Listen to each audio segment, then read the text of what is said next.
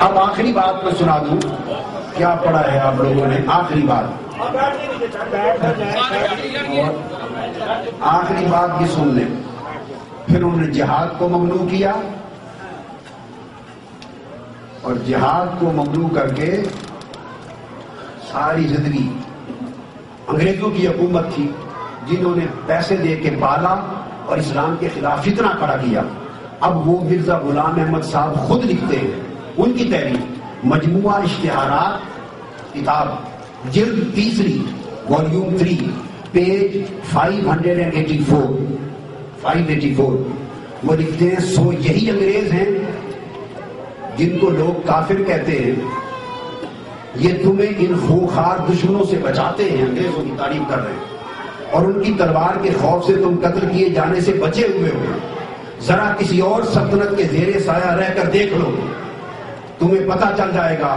سو انگریزی سلطنت، انگریزوں کی جو حکومت انڈیا پر تھی، تمہارے لیے رحمت ہے، ایک برکت ہے، اور خدا کی طرف سے تمہاری ڈھال ہے، اور تم دل و جان سے اس پر قربان ہو جاؤ۔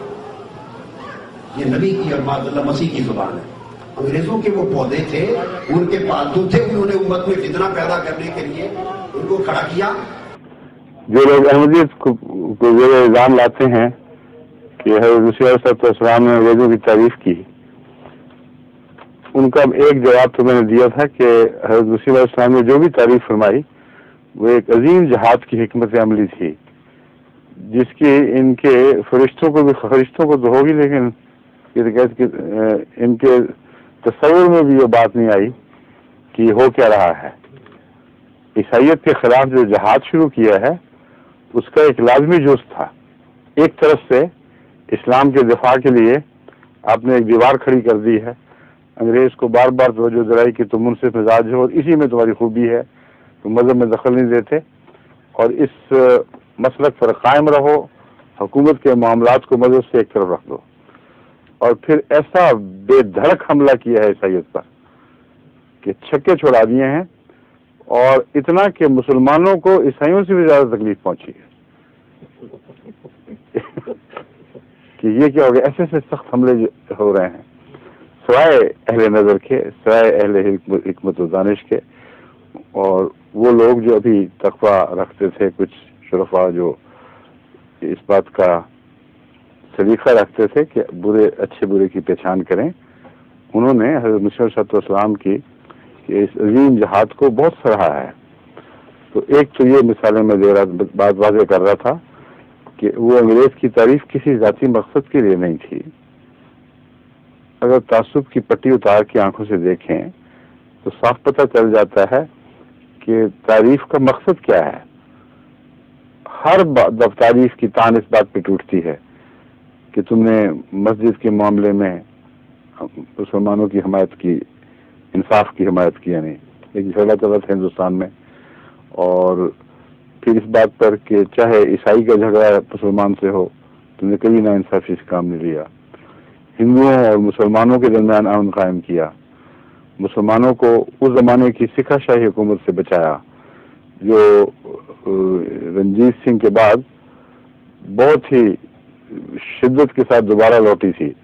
رنجیت سنگھ کے دور میں امن کا دور ہے کیونکہ وہ بہت ہی دانشور بادشاہ تھے، بہت قابل، اور باوجود ان پڑھ ہونے کے ان کو خدا تعالیٰ نے ایک اندرونی روشنی عطا فرمائی تھی، جس کی وجہ سے سکھوں کی حکومت میں ویسی کوئی حکومت آپ کو نظر نہیں آئے گی۔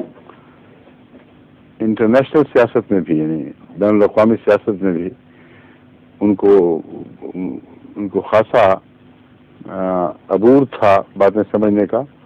چنانچہ انگلستان کے مقابل پر انہوں نے فرانس سے دوستی کی، اور انگلستان اور فرانس کی جو آپس کی پرانی جیلسی یا باہم حسد چلے آتے تھے، ان سے استفادہ کرتے ہوئے بیچ میں سے اپنے لیے ایک راہ نکالی۔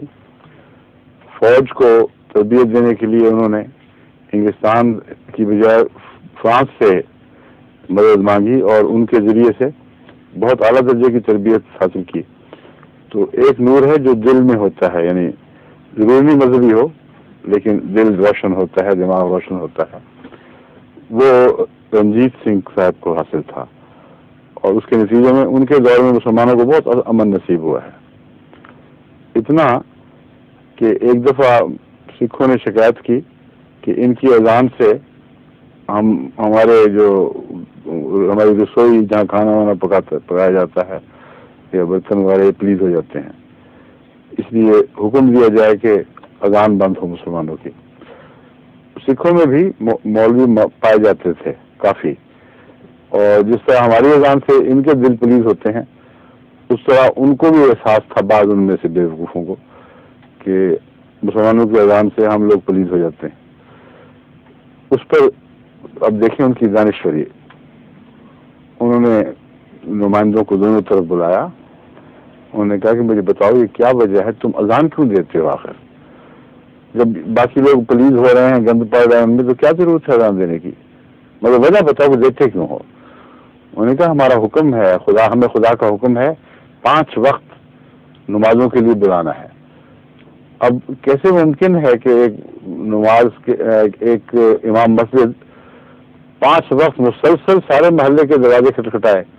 اس لیے اللہ تعالیٰ نے ہمیں کیسا آسان راستہ عطا فرما دیا، اذان کے ذریعے ہم یہ کام پورا کر لیتے ہیں۔ تو انہوں نے کہا، رنجیت سنگھ صاحب بہادر نے سکھوں کو مخاطب کر کے کہا کہ دیکھو کتنا اچھی بات ہے، لیکن تمہاری بات بھی درست ہے، اس لیے میں آج کے بعد یہ ڈیوٹی تمہاری لگاتا ہوں کہ تمام مسلمان مساجد کے ارد گرد جتنے مسلمان بستے ہیں ان میں روزانہ 5 وقت مناسب وقت پہلے تم مسلمانوں میں سے ایک کا دروازہ کھٹکھٹاؤ اور کہو کہ نماز سے آئے چلو تشریف لے جائے۔ اور یہ اس لیے کہ تم پلید نہیں ہوگے اور مسلمانوں کو حرج بھی واقع ہوگا، اس لیے تمہاری ذمہ داری بھی ہے، تم بھی یہ کام کرو۔ تیسرے چوتھے دن درخواست آ گئی کہ ہم نے غور کر لیا کوئی پلیز نہیں ہوتا۔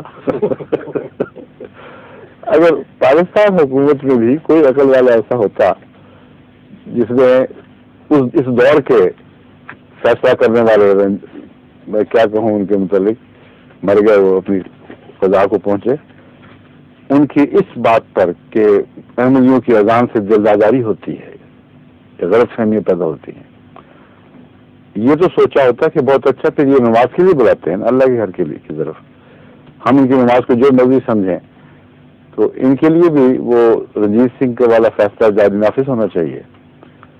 ہر محلے میں، ہر شہر میں، جہاں جہاں احمدی نمازوں کے لیے بلانا چاہتے ہیں، چاہے وہ مسجد ہو یا مرکز نماز ہو، 5 اذان تو ہو نہیں سکتی، اس لیے ان مولویوں کی ڈیوٹی ہونی چاہیے تھی کہ ایک گھر جائیں اور دعا کھٹکھٹا کے کہیں کہ جناب نماز تیار ہے تشریف لے جائیں۔ لیکن یہ تو صرف فساد کرنے والے ہیں، محض بغض ہے، نفرت ہے، عبادت سے نفرت ہے۔ یہ بھی سوچتے کہ عبادت سے نفرت ہمیشہ وقت کے شیطانوں نے کی ہے، محمد رسول اللہ صلی اللہ علیہ وسلم کے دشمنوں نے کی ہے، انبیاء کے دشمنوں نے کی ہے۔ کبھی کسی نبی کی قوم کو کسی کی عبادت سے تکلیف نہیں پہنچی، کبھی ایسا واقعہ نہیں ہوا۔ کبھی کسی نبی کی قوم کو اذان سے، یعنی خدا کی طرف بلانے سے تکلیف نہیں پہنچی، کلمہ حق بلند کرنے سے تکلیف نہیں پہنچی۔ تکلیفیں پہنچی ہیں مگر دشمنوں کو۔ تو جب تم نے نبیوں کی دشمنی وتیرہ بنا لیا تب تم سے کیا بحث چلے گی؟ مگر بہرحال یہ بات تو چلی تھی۔ کس بات سے میں مثال دی تھی جس سے کہ اصل مسیم علیہ السلام نے اس تاریخ کو پیش نظر رکھ کر پنجاب کے حوالے سے بہت تعریف فرمائی ہے۔ فرمایا ایک کولڈ راؤنڈ تھا، جس کا ایک تندور تھا، ایک آگ کا، مصیبتوں کا، اس میں جب مسلمان جل رہے تھے، یعنی رنجیت سنگھ کی حکومت کے بعد جب انگریز کی حکومت مستحکم ہوئی، اس کے بیچ کا دور ہے، اور طرح طرح کے عذابوں میں مسلمانوں کو مبتلا کیا جا رہا تھا، کیونکہ کوئی مستحکم مرکزی پنجاب کی حکومت نہیں تھی، صرف قبیلے تھے، خانہ جنگی تھی، لاقانونیت ہر طرف تھی، جو چاہے جو کرتا۔ اس وقت تم نے احسان کیا اور مسلمانوں کو اس عذاب سے بچایا۔ یہ کون سے مسلمان تھے؟ احمدی تھے، وہی تھے جن کے تم سربراہ بنے ہوئے ہو، اور ان پر احسان کی تعریف تمہیں تو توفیق نہ ملی، مگر حضرت محمد رسول اللہ صلی اللہ علیہ وسلم کے ارشاد کے مطابق اور اس تعلیم، قرآنی تعلیم کے مطابق کہ حل جزاء الاحسان ہے، الا الاحسان. جب حضرت مسیح علیہ السلام نے مسلمانوں پر احسان کرنے والوں کا جو مذہبی احسان تھا شکریہ ادا کیا تو میں بڑی تکلیف پہنچتی ہے. آگ بگولا ہو جاتے ہو, کہتے ہو یہ دیکھو کیسا نبی ہے جو حاکم وقت کی تعریف کر رہا ہے, اس کے انصاف کی تعریف کر رہا ہے. یہ تو سوائے تعصب اور جہالت کے کچھ قرار نہیں دیا جا سکتا. مگر اب میں کچھ ایسے طریقے پیش کرتا ہوں جس کے پیچھے یہ حکمتیں نہیں ہیں. انہوں نے کوئی جہاد انگریز کے خلاف شروع نہیں کیا. تلوار کے جہاد کے دعوے کیے اور تالیاں کیں اور احمدیوں پر بغلیں بجائیں کہ تم جہاد کے منکر ہو گئے, مگر کبھی ہاتھ میں انگریز کے خلاف تلوار نہ پکڑی, نہ آئندہ ان کو توفیق مل سکے گی, کیونکہ جو حالات ہیں ان پر بنا کیے بیٹھے ہیں. بس یہ کہ حق میں تو آواز بلند نہیں ہو سکی ان سے, انہوں نے جہاد کیا کرنا ہے انگریز کے خلاف, اور پھر انگریز ہی رہ گیا اکیلا, عیسائی دنیا اور نہیں ہے. یہ بھی انصاف کے خلاف بات ہے کہ صرف انگریز کے پیچھے پڑ جاؤ. انگریز تو جتنی بھی کالونیل طاقتیں ہیں ان میں سب سے زیادہ انصاف کرنے والی طاقت تھی. بس حضرت مسلم علیہ السلام کی تعریف بالکل برحق تھی. مگر باقی دیکھو فرانسیسی کالونیز میں کتنے بھاری مظالم ہوئے ہیں.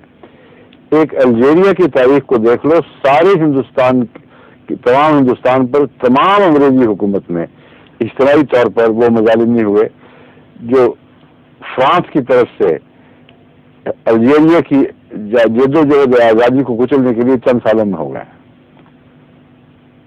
چند سالوں میں کیا, ایک سال میں جتنے کر دیتے تھے ظلم, اس سے بہت زیادہ نہ اس سے بہت کم تمام ہندوستان پر انگریز کی راج دہانی کے دوران ظلم ہوئے ہیں. اور یہ تاریخی حقیقت کا مقابلہ کر کے دیکھ لو. بس حضرت مسیح علیہ السلام نے تعریف و فرمائی جو سچی تھی, برحق تھی, قرآن تعلیم کے مطابق تھی. ایک جگہ بھی ذاتی منفعت اس میں درپیش نہیں تھی. یہ سمجھتے کیوں نہیں؟ کھلی کھلی صاف حقیقت ہے, وہ پڑھ کے دیکھ لو. سب کا تعلق مذہبی رواداری سے اور انگریز کے انصاف سے ہے, اور یہ کرنے کے بعد پھر جہاد کیا ہے. اگر کوئی اس کو ایجنٹی کہتا ہے تو بہت بڑا پاگل ہے. پاگل کے سوا کوئی لفظ زبان میں آ ہی نہیں سکتا ایسے شخص کے لیے. یہ سارے حقائق کھلے کھلے اپنی تصویر خود پیش کر رہے ہیں. لیکن وہ لوگ جنہوں نے جہاد کے دعوے کیے اور تلوار نہیں اٹھائی, وہ لوگ جنہوں نے جہاد کے دعوے کیے اور مذہبی روحانی جہاد بھی کچھ نہیں کیا, نہ ان کو کبھی ساری عمر توفیق ملی, انہوں نے کس پرچے پہ تعریف کی تھی؟ وہ جو مسیح علیہ السلام بحثتے تھے کہ غلام نبی نہیں ہمیں چاہیے, اور وہ جو بادشاہ وقت کو ذل خدا کہتا ہے وہ ہمیں نہیں چاہیے. انہوں نے آپ کیا کہا؟ اب میں یہ کچھ باتیں بیان کرنا چاہتا ہوں. اور مسیح علیہ السلام نے بعض جگہ یہ بھی موازنہ فرمایا ہے کہ عجیب بات ہے کہ انگریز کی ولایت میں, اس کی راج دہانی میں بعض مسلمان حکومتوں سے بھی زیادہ امن ہے, کیونکہ وہاں تنگ نظری ہے اور مذہبی آزادی اس حد تک نہیں پائی جاتی, بلکہ بہت سی کم پائی جاتی ہے جتنی انگریز کی حکومت میں پائی جاتی ہے.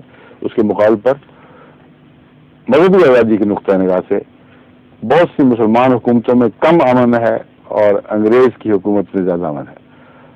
اس کانٹیکسٹ میں لوگ سمجھتے تھے, جانتے تھے. آج کے دور میں جب اٹھا کر پیش کرتے ہیں تو عامہ تو نہ سمجھتے ہیں کہ دیکھ لو جی ثابت ہو گیا کہ مسلمان حکومتوں سے بھی بڑھ کر امن تھا. اب بھی وہی سلسلہ چل رہا ہے. وہ مذہبی حقوق جو بہت سی مسلمان حکومتوں میں نہیں دیے جا رہے, آج بھی ہندوستان میں تم سب کو دیے جاتے ہیں, اور تم جب پناہ کے لیے دوڑتے نہیں ہیں, دوڑ کے آتے ہو. اپنی تاریخ سے دیکھ لو, کسی نے تم میں سے نام نہیں لینا چاہتا, جب ضرورت پڑی دوڑ کے نہیں آئے.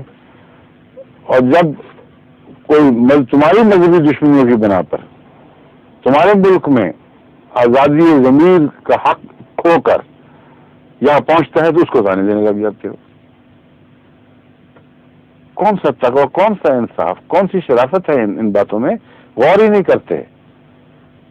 الطاف حسین سب بچیاں کیا کر رہے ہیں؟ جائز بھاگے یا ناجائز بھاگے, یہ فیصلے تم کرتے پھرو. بے نظیر نے کتنے دن یہاں گزارے تھے، مصطفیٰ خلق میں تشریف لائے تھے، اور تو اور مینگل صاحب، عطا اللہ مینگل صاحب جو اشتراکیت کے بڑے کھڑے علمبردار تھے، صاف گو انسان، جھوٹ نہیں بولتے تھے، بے دھڑک کھل کر بات کرنے والے تھے، اور استعماری نظام کے اول دشمن سارے پاکستان میں، ان کے اندر کوئی دوگلا پن میں نے نہیں دیکھا۔ ٹھیک ہے آپ لوگوں کو پسند نہیں تھے، اور بہت سے سیاستدانوں کے لیے بہت کھردرے تھے، لیکن بحیثیت انسان ایک شریف النفس، اپ رائٹ، سربلند انسان تھا۔ انہوں نے کہاں پناہ لی؟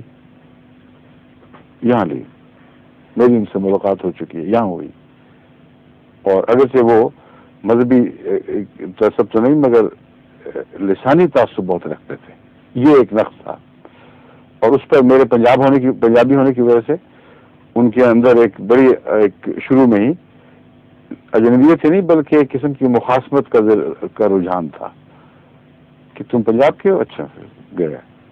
ان کی نظر سے ہر غیر بلوچی اس لیے گرتا تھا کہ وہ سمجھتے تھے کہ بلوچی کے خلاف سازش ہے، اور چونکہ یہ سمجھتے تھے کہ پنجابی اس سازش میں سب سے زیادہ حصہ دار ہے، اس لیے پنجابی تو برداشت نہیں ہوتا تھا۔ مگر ان سے بھی میری باتیں ہوئیں، جب میری باتیں آگے چلیں تو اللہ کے فضل کے ساتھ ان کے، چونکہ شریف النفس سچے آدمی تھے، ان کے تعصب کے پردے اترنے شروع ہوئے، اور پھر یہ تسلیم کیا انہوں نے کہ میں باقی رہا تو بدلوں نہ بدلوں، مگر مجھے یہ پتہ لگ گیا کہ جماعت احمدیہ کے سربراہ تعصبات سے پاک ہے، اور اس پہلو سے پھر انہوں نے ہمیشہ مجھ سے شریفانہ تعلق رکھا، مسائل میں گفتگو کی، اختلاف کیا، لیکن تعلق قائم رہا۔ میں یہ بتانا چاہتا ہوں کہ ایسا سربلند انسان بغیرت جو انگریزی استعمار کے خلاف زندگی بھر ایک ننگی تلوار بنا رہا ہے، پناہ کہاں لیتا ہے؟ ہندوستان میں ہر قسم کی سہولتیں میسر، ہر قسم کے علاج میسر، تو شرافت کی آنکھ سے دیکھو، دشمنی جتنی چاہے کرو، جو شرافت ہے کسی قوم کی اس کو تو تسلیم کر لو، لیکن کرو تو اصولوں پر کرو، حرص کا ہاتھ بڑھا کر نہیں، لقب مانگنے کے لیے نہیں، بلکہ قرآن تعلیم کے مطابق احسان کا بدلہ احسان سے دو۔ یہ وہ تعلیم ہے جو حضرت مسیح موعود علیہ السلام نے محمد رسول اللہ اور قرآن سے سیکھی، اور اس پر عمل پیرا ہوئے، وہی ہمیں سکھائی، اسی کے نمونے ہیں جو تمہیں تقدیر دیتے ہیں۔ مگر یہ تعلیمات کہاں سے آئیں؟ اگر یہ لوگ مسلم اسلام پہ ہنستے تھے، انگریز کا پودا کہتے تھے، تو پھر اپنے متعلق کیا حکم رکھتے ہیں؟ مولوی محمد حسین صاحب بٹالوی سے شروع کرتے ہیں، کہتے ہیں سلطان روم، ایک ہے روم ہے اٹلی میں ایک شہر، اور رومن حکومت سے مراد اٹلی کی قدیم جو کلاسیکل حکومت ہے وہ مراد ہوتی ہے، رومن امپائر۔ ایک ہے رومی حکومت، اس سے مسلمانوں کی جو ترکی کی حکومت جسے عثمانیہ حکومت بھی کہا جاتا ہے، یہ وہ مراد ہے۔ یہ میں وضاحت کر دوں، آج کی نسلوں کو یہ ان باتوں کا پتہ نہیں ہوتا، اور یہاں بچے وغیرہ مجھ سے شکوہ کرتے ہیں کہ جب میں اردو بولتا ہوں تو ہم سنتے تو شوق سے ہیں، لیکن کئی باتوں کی سمجھ نہیں آتی، اس لیے میں اہل پاکستان سے معذرت کے ساتھ یہ وضاحت کر رہا ہوں۔ سلطان روم ایک اسلامی بادشاہ ہے، لیکن امن عامہ اور حسن انتظام کے لحاظ سے بریکٹ میں مذہب سے قطع نظر برٹش گورنمنٹ بھی ہم مسلمانوں کے لیے کچھ کم فخر کا موجب نہیں، اور خاص گروہ اہل حدیث کے لیے تو یہ سلطنت بلحاظ امن و آزادی اس وقت کی تمام اسلامی سلطنتوں، روم، ایران، خراسان سے بڑھ کر فخر کا محل ہے۔ ایک طرف یہ زبانیں چل رہی تھیں، یہ اعلان کر رہے تھے، اور دوسری طرف یہ مسیح موعود علیہ السلام احمدیوں کے لیے نہیں، تمام مسلمانوں کے لیے حسن سلوک کا شکریہ ادا کرتے تھے۔ یہ بات کو نہیں دیکھ رہے، یہ اپنے لیے نہیں، تمام مسلمانوں کے لیے، ان کے حوالے سے، ان کی تاریخ کے حوالے سے، اور ایسی تاریخ کے حوالے سے جب احمدیت ابھی وجود میں بھی نہیں آئی تھی، تو اس وقت ان کو تکلیف پہنچتی تھی۔ پھر فرماتے ہیں اس امن و آزادی عام و حسن انتظام برٹش گورنمنٹ کی نظر سے اہل حدیث ہند اس سلطنت کو از بس غنیمت سمجھتے ہیں اور اس سلطنت کی رعایا ہونے کو اسلامی سلطنتوں کی رعایا ہونے سے بہتر جانتے ہیں. اللہ سے بہتر کا کیا مطلب؟ یہ تو سب کو آتا ہوگا میرے خیال میں. بیٹر کہتے ہیں ہم شکر کرتے ہیں کہ انگریز کی حکومت میں پیدا ہو گئے, کسی اسلامی ملک میں نہیں پیدا ہو گئے, مارے جاتے ہم, کوئی آزادی نہیں رہتی. اشاعت السنہ 10 صفحہ 292 پہلے کا حوالہ بھی یہی ہے 292. اب سنیے ایک مرثیہ, دیکھیں پتہ لگتا ہے کہ نہیں کسی کو کس کا مرثیہ ہے. ملکہ وکٹوریہ فوت ہوئی تھیں 1 جون 22 جنوری تھی, ٹھیک ہے, 22 جنوری 1901 کو ملکہ وکٹوریہ وفات پا گئیں. ان پر ایک مرثیوں کا سلسلہ شروع ہو گیا ہندوستان میں, مسلمان شعراء نے بڑھ چڑھ کر حصہ لیا. ایک مرثیہ یہ ہے, میت اٹھی ہے شاہ کی تعظیم کے لیے, اے شخص اڑ کے خاک سر راہ گزار ہو. اے شخص میں نے نام چھپانے کے لیے بیان کیا تاکہ لوگوں کو ابھی پتہ نہ لگے, مت بھونجے کس کا ہو گئے. میت اٹھی ہے شاہ کی تعظیم کے لیے, اے شخص اڑ کے خاک سر راہ گزار ہو. صورت وہی ہے, نام میں رکھا ہوا ہے کیا, دیتے ہیں نام ماہ محرم کا ہم تجھے. محرم کو رہا ہے نا, یہ کہتے ہیں اے ملکہ جو ہمیں چھوڑ کر رخصت ہو رہی ہے, ہم تجھے ماہ محرم کا نام دے رہے ہیں. کہتے ہیں آج عید ہوئی ہے, ہوا کرے. یہ ماہ محرم میں نہیں کہا تھا, عید کے روز پڑا گیا تھا. ماہ محرم کا نام اسی دن دے بھی دیا تھا ان کو. کہتے ہیں آج عید ہوئی ہے, ہوا کرے. اس عید سے تو موت ہی آئے, خدا کرے. کیا عید ہے جس میں انگریز سلطنت کی سربراہ ملکہ وکٹوریہ وفات پا گئی. آہ اے ہند تیرے سر سے اٹھا سایہ خدا. مسیح موعود نے جب کہا تو خدا کا سایہ ہے امن کے لحاظ سے, بالکل سچ بات تھی, انہوں نے بھی سچ کہا. مگر پھر حق کیا ہے کسی اور پر تان دراز کرنے کا؟ یہ جھوٹ ہے. اے ہند تیرے سر سے اٹھا سایہ خدا, ایک غم گسار تیرے مکینوں کی تھی گئی. ایک ہی تھی غم گسار. اے ہندوستان تیرے رہنے والوں کے ساتھ سچی ہمدردی کرنے والی ایک ہی تو تھی, وہ گئی. ہلتا ہے جس سے عرش, یہ رونا اسی کا ہے. زینت تھی جس سے تجھ کو جنازہ اسی کا ہے.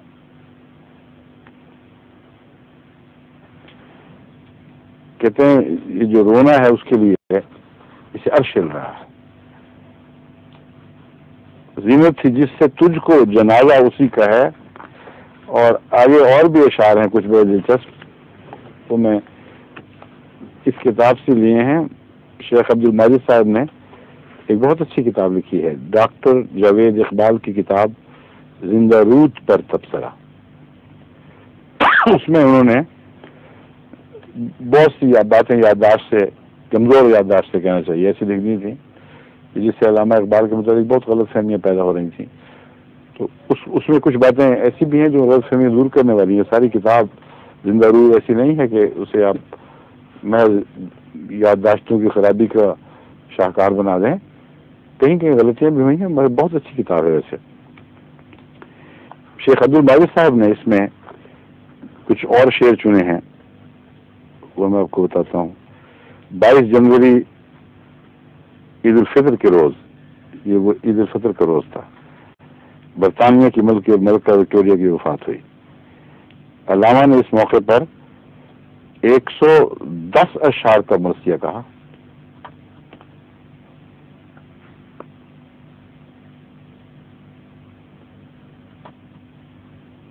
کہتے ہیں انہوں نے کہا کہ ملکہ وکٹوریہ کی وفات کا غم ہلال عید سمیت سب پر لازم ہے. اس سے چند شعر انہوں نے دیے ہیں، صرف وہ میں بتاتا ہوں آپ کو. اس کا اثر تو پورا مسیح چاہیے تھا، ہمارے پاس نہیں ہے یہاں. علامہ اقبال کا دیوان نہیں ہے مکمل، بگوال ہیں. کچھ تو ہیں کتابیں میرے اس میں میری لائبریری میں ہوں گی، لیکن میرے خیال میں تمہاری جماعتی لائبریری میں نہیں ہے. بیماری نشاط اگر ہے تو صبح غم پڑھ کر کرے گی سورہ والعصر والحشر دم تجھے. اچھا والعصر میں والحشر دم تجھے، یہ شین سب نہیں، اس سے سواد بھی پڑی جاتی ہے. بیماری نشاط اگر ہے تو صبح غم پڑھ کر کرے گی سورہ والحشر دم تجھے. یعنی عیسائی ملکہ کو یہ صبح غم جو ہے یہ سورہ حشر ان پر دم کرے گی.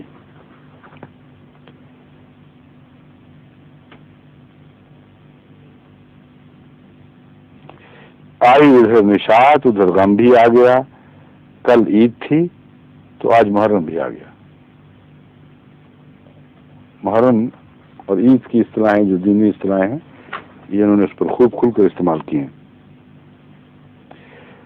وکٹوریا نہ ملک کے نام نکو گذاشت ہے زندگی یہی جسے پروردگار دے.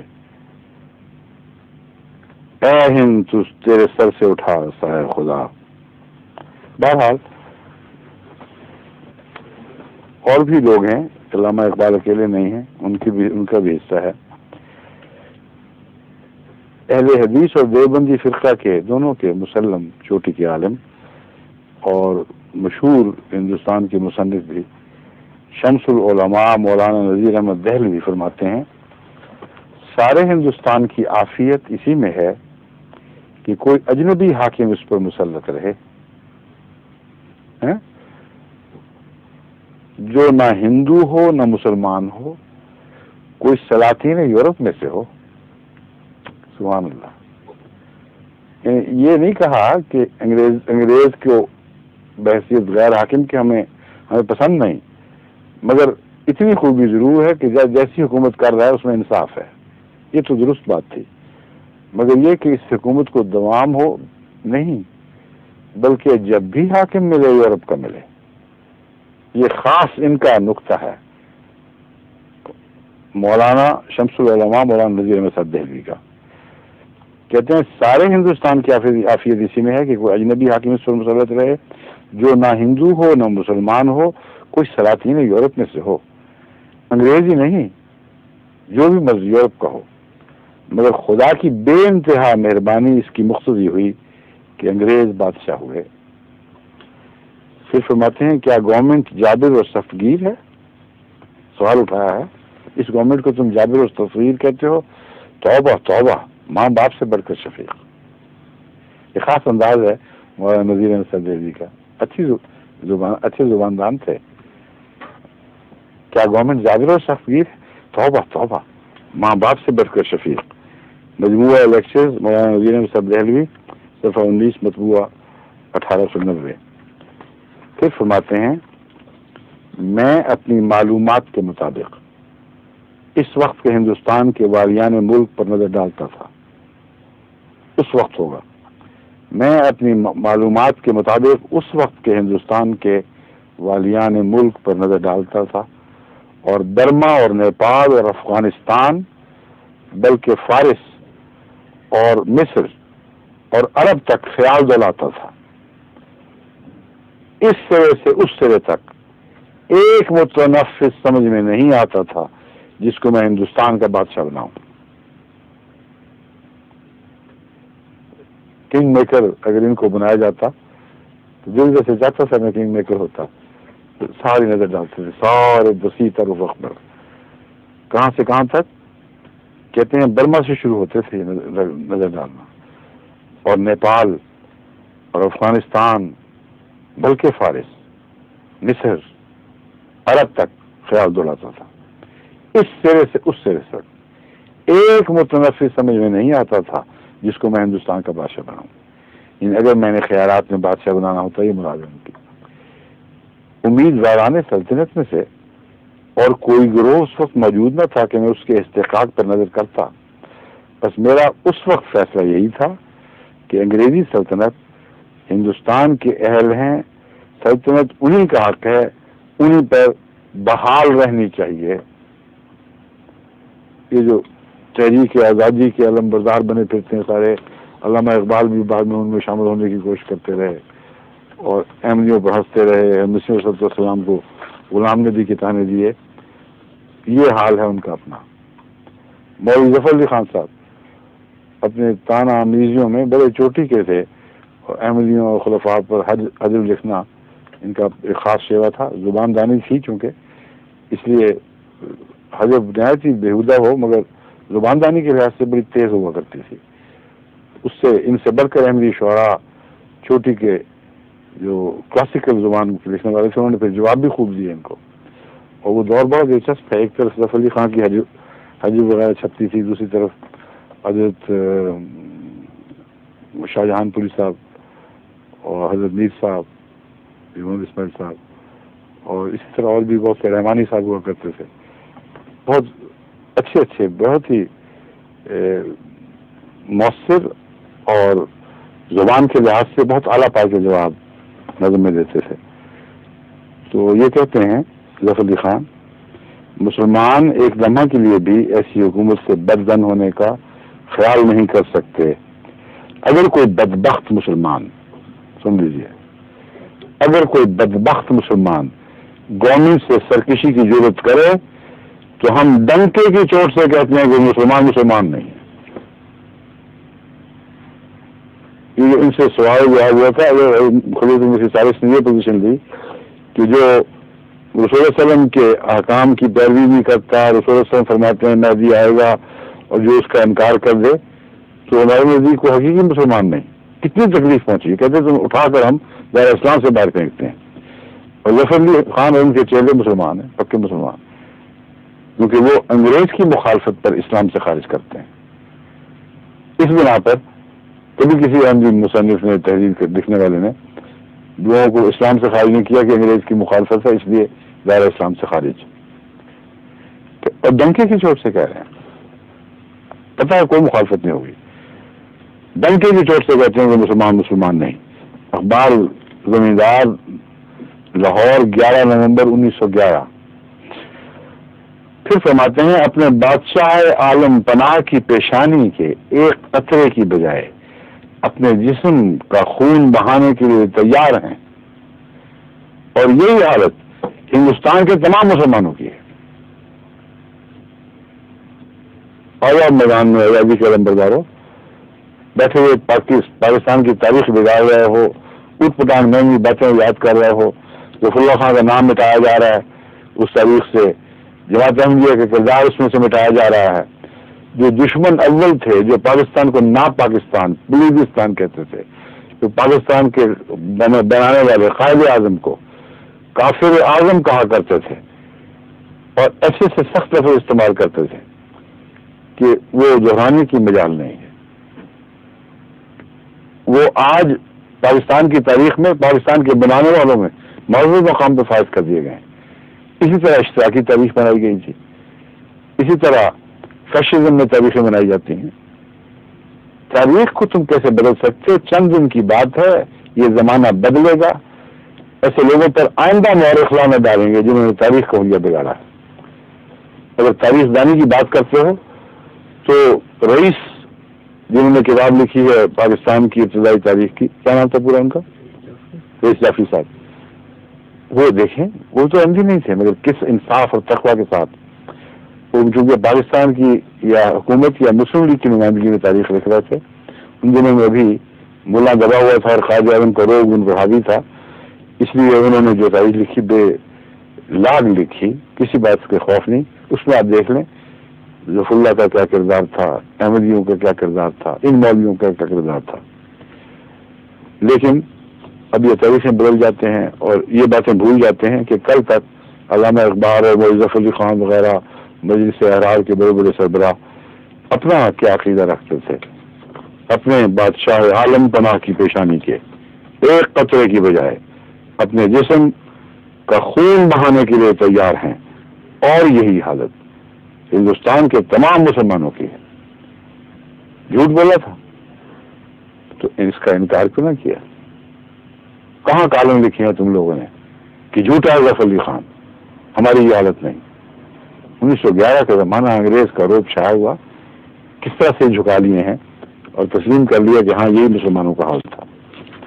اور پھر آگے چونکہ شاعر بھی بہت اچھے تھے، ظفر علی خان بہت اچھے سے کہتے تھے، کہتے ہیں جھکا سر پہ عقیدت سے میرا سر، ہوا جب تذکرہ کنگ ایمپرر کا،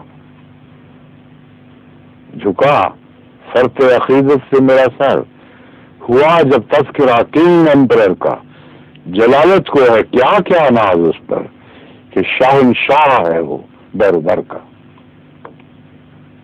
جلالت کو ہے کیا کیا ناز اس پر کہ شاہنشاہ ہے وہ در بر کا، ذر قسمت جو ہوئی گوشہ حاصل، ہمیں اس کی نگاہ فیض اثر کا۔ کہتے ہیں کاش ہمیں اس کی نگاہ فیض، ایک گوشہ چھوٹا سا ایک کونا، وہ میرے سے آ جائے، وہ کنیکشن سے ہمیں دیکھ لیا مراد ہے۔ کہیں میں بیٹھا ہوں اور ظفر علی خان پہ اس بات سے کہ یوں نظر پڑ گیا میں دنیا میں کامیاب ہو گیا۔ یہ بھی تھا ایک دور جبکہ احمدیت کے دشمن کھلے بندے کہتے تھے بے خطر دھمکی کی چوٹ ہم یہ باتیں کرتے ہیں، کچھ نہیں ہوگا، اور ان کو کچھ نہیں ہوا، کیونکہ وہی ضمیر تھا مسلمان کا کہ کہو ٹھیک ہے کچھ نہیں ہوگا۔ جب زمانے بدلے، جب پاکستان کے احمدیوں نے قربانیاں کی، اپنا ملک وجود میں آ گیا، جب ملک کی شہنشاہی کی باغ ڈور پر ان کے ہاتھ پڑ گئے، تو پھر سب تاریخ کو مسخ کر کے ایک نئی تاریخ بنائی گئی ہے اور احمدیوں پر ظلم کے بہانے ڈھونڈے گئے ہیں۔ اور یہ الزام ہے کہ یہ انگریز کا خود کاشتہ پودے سے انگریز کی تعریف کرتے تھے، یہ دیکھتے نہیں کہ وہ تعریف کیوں تھی، کس وجہ سے تھی، اور اپنے لیے تھی یا تم لوگوں پر احسان کے نتیجے میں۔